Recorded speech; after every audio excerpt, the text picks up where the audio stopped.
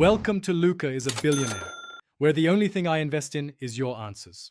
In this video, I will show you how to set up Microsoft Excel. First, locate and open the Excel application on your computer. You can usually find it in your Start menu or as a desktop icon. Once it launches, select Blank Workbook to start fresh. This gives you a clean slate, ready for your data. Take a moment to look at the ribbon across the top. It holds hundreds of powerful tools, organized into tabs like Home and Insert. Now let's get comfortable with navigation.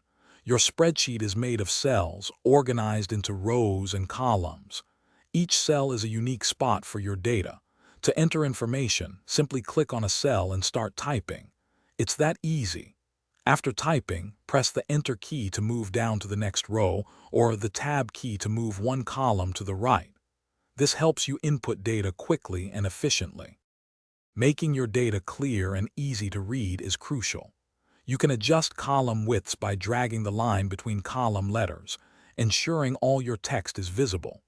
To emphasize key information, select cells and use the bold or italic options, or even change the font size. For visual organization, apply cell borders to group related data and use fill colors to distinguish different sections. These simple steps make your spreadsheet 100% more professional. Finally, let's talk about saving your hard work. Go to the File tab, then select Save As.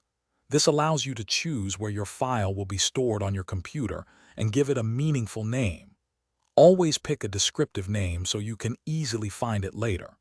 It's a good habit to save your workbook every 10 to 15 minutes, or after any significant changes, to ensure you never lose your valuable data.